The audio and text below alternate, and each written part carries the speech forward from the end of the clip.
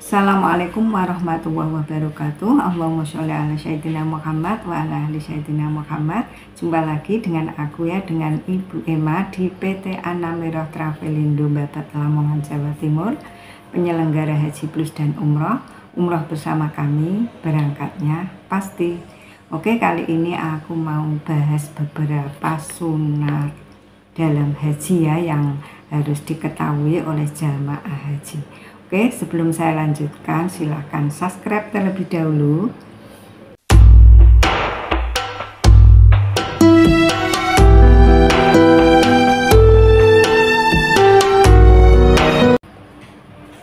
Alhamdulillahilladzi hadana li hadza wa ma kunna linahtadi law ala hadanallah. Segala puji bagi Allah yang telah menunjuki kami petunjuk ya, surga ini. Dan kami sekali-kali tidak akan mendapat petunjuk kalau Allah tidak memberi kami petunjuk. Alhamdulillah ya, bisa menyapa sahabat online semua. Semoga sahabat onlineku dilimpahkan rezekinya dan kesehatannya. Amin ya rabbal alamin.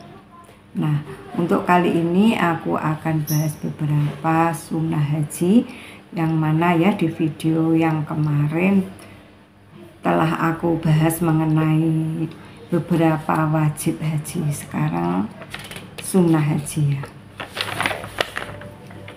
Untuk beberapa sunnah haji yang harus kita ketahui ya jamaah semuanya.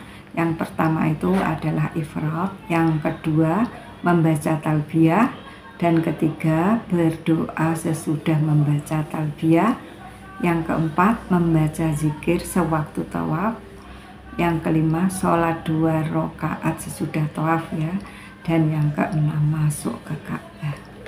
Dan cara mengerjakan haji dan umroh itu ada 3 cara ya. Yang pertama ifrad, yang kedua tamattu, dan yang ketiga qiran. Ifrad itu adalah memisahkan ibadah haji dan ibadah umroh ya, sehingga ibadah haji yang dikerjakan tidak tercampur dengan ibadah umroh. Sederhananya, orang yang berhaji dengan cara ifrad adalah orang yang hanya mengerjakan ibadah haji saja tanpa umroh, atau melaksanakan haji terlebih dahulu baru umroh. Dengan cara ini seorang jamaah haji tidak wajib membayar dam. Dan yang kedua tadi tamattu, yaitu mendahulukan umroh terlebih dahulu daripada haji ya. Kalau tadi haji dulu, ifrad tadi haji dulu baru umroh, dan sekarang mendahulukan tamattu, mendahulukan umroh dulu baru haji dalam waktu haji. Caranya ihram mula-mula untuk umroh dari mikot negerinya, diselesaikan semua urusan umroh, kemudian ihram lagi ke Mekah untuk haji. Nah itu tamattu ya. Dan sekarang yang ketiga itu qiran, yaitu dikerjakan bersama-sama serentak. Caranya seseorang melakukan ihram untuk keduanya pada waktu ihram haji dan mengerjakan sekalian urusan haji. Urusan umroh dengan sendirinya termasuk dalam pekerjaan ibadah haji. Sabda Rasulullah SAW, barang siapa mengerjakan ihram untuk haji dan umroh, cukuplah ia melakukan tawaf 1 kali, sa'i 1 kali, sehingga ia menghafal keduanya. Riwayat Tirmizi. Oke, tadi yang pertama ifrad ya, sunnah haji yang pertama ifrad, dan yang kedua membaca talbiyah. Untuk membaca talbiyah untuk orang laki-laki ya harus suaranya yang lantang ya, yang keras. Dan untuk orang perempuan cukup bisa didengar oleh telinganya masing-masing. Jadi pelan-pelan saja, jangan terlalu lantang seperti orang laki-laki ya. Terkadang ada memang itu yang melafazkan talbiyah itu suaranya lantang sekali, melebihi orang laki-laki itu tidak boleh, cukup pelan-pelan aja, bisa didengar oleh telinganya masing-masing. Dan membaca talbiyah itu disunahkan selama dalam ihram ya, sampai melontar jumrah Aqobah pada hari raya. Dan lafadznya sudah bisa semuanya kan? Labbaik Allahumma labbaik, labbaik la syarika laka labbaik, innal hamda wan ni'mata lak wal mulka lak la syarika lak. Yang artinya, ya Allah, saya tetap tunduk mengikuti perintahmu, tidak ada sekutu bagimu, sesungguhnya segala puji dan nikmat bagimu, dan engkaulah yang menguasai segala sesuatu, tidak ada yang menyekutui kekuasaan. Riwayat Bukhari dan Muslim. Itu tadi yang kedua. Dan yang ketiga, berdoa sesudah membaca talbiyah. An Huzaimah tab'ani sabiti annan nabiyya sallallahu alaihi wasallam idza faragha min salbiyatin sa'alallahu azza wa jalla ridwanahu wal jannata was'ata'ada birahmatihi minan nar. Dari Huzaimah bin Sabit bahwasanya Nabi Shallallahu Alaihi Wasallam apabila beliau telah selesai membaca talbiyah, beliau berdoa meminta keridhaan Allah supaya diberi surga dan meminta perlindungan kepadanya dari siksa api neraka. Riwayat Syafi'i dan Daruqutni. Dan untuk yang keempat, membaca zikir sewaktu tawaf. Zikir tawaf. An Abdullah bin Sa'ibi sami'atu Rasulullah sallallahu alaihi wasallam yaqul bainar ruknil yamani wal hajari rabbana atina fid dunya hasanatan wa fil akhirati hasanatan wa qina adzabannar. Dari Abdullah bin Sa'ib katanya, saya dengar Rasulullah Shallallahu Alaihi Wasallam bersabda, di antara rukun sujud Yamani dan Hajar Aswad, wahai Tuhan kami, berikanlah kami kebaikan di dunia dan juga kebaikan di akhirat, serta peliharalah kami dari siksa api neraka. Riwayat Abu Dawud.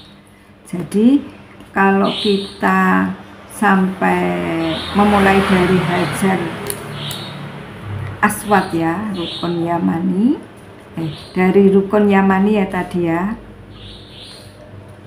dan Hajar Aswad kita dianjurkan membaca Robbana atina fid dunya hasanah wa fil akhirati hasanah wa qina adzabannar. Dan kalau dari Hajar, kita mulainya tawaf itu kan dari Hajar Aswad ya, lalu putar sampai ke rukun Yamani. Nah itu kalau membaca itu nanti diberi contoh sama mutawif ya. Nah nanti kalau tidak terdengar cukup membaca subhanallah walhamdulillah wala ilaha illallah wallahu akbar wala haula wala quwata illa billah sampai rukun Yamani. Nanti kalau sampai rukun Yamani ke Hajar Aswad baru Robbana atina fid dunya hasanah wa fil akhirati hasanah wa qina adzabannar. Nanti mudah Bapak Ibu, nanti ada yang membimbing, yaitu mutawif dari travel masing-masing. Nah, untuk yang kelima, sholat 2 rakaat sesudah tawaf ya. Jadi sholat 2 rakaat sudah tawaf itu, sholatnya itu di belakang makam Ibrahim itu ya, ke belakang. Nah baru sholat. Yang keenam, masuk ke Ka'bah ya, sunnah yang terakhir ini ya, masuk ke Ka'bah.